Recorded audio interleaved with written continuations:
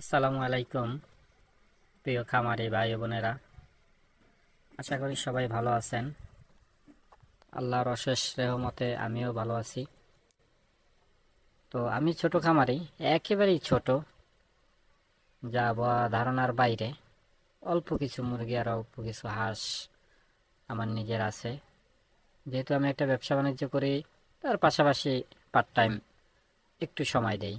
তো সেখান থেকে আলহামদুলিল্লাহ আমার যেটা হয়, শুক্রিয়া, আমার নিজের ঘরের মাংস, ডিম, এগুলোর চাহিদা তো পূরণ হয় আলহামদুলিল্লাহ। তারপর আমি কিছু বাচ্চা বিক্রি করি, দেশি মুরগি।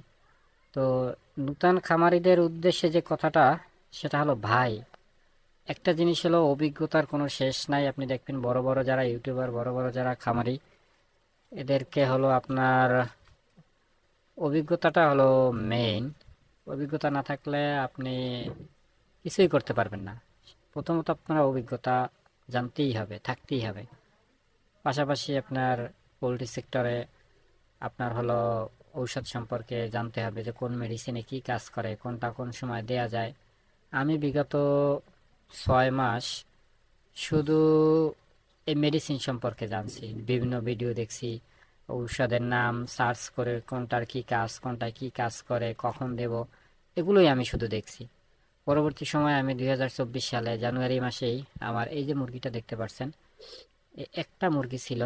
একসময় আমার অনেক মুরগি ছিল, তো আমি না জানার ফলে সবগুলোই মারা গেছে।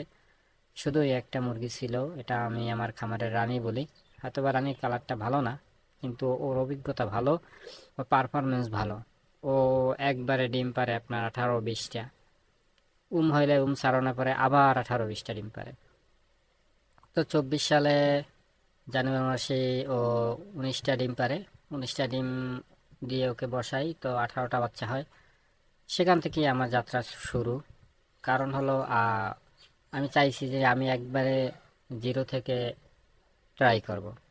তো অনেকে বলে যে দ্রুত লাভ বের করার জন্য বড় মুরগি দিয়ে শুরু করা ভালো। হ্যাঁ, এটাও ঠিক আছে, কিন্তু আপনি যদি আপনার অভিজ্ঞতা চান, অথবা আপনি জানতে চান যে আমি সব কিছু শিখবো নতুন থেকে একেবারে ডিম পাড়া পর্যন্ত, তাহলে আপনাকে জিরো থেকে শুরু করতে হবে।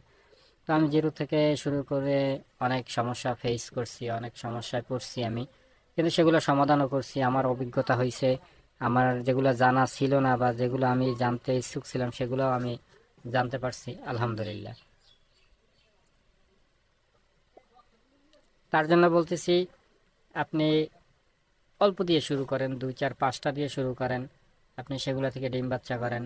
আপনার অভিজ্ঞতা হলে তখন আপনি বড় আকারে করেন, খাঁচায় পালেন বা ছেড়ে পালেন, তখন আপনি নিজেই বুঝতে পারবেন। যদি আপনি 5টা দিয়ে শুরু করেন, আপনার কাজের পাশাপাশি আপনি 5টা দিয়ে অভিজ্ঞতা করেন, একসময় দেখবেন যে আপনি নিজেই বুঝবেন যে আমি কি খাঁচায় পালন করব নাকি ছেড়ে পালন করব, কোনটাতে আমার লাভ হবে আর কোনটাতে লাভ হবে না।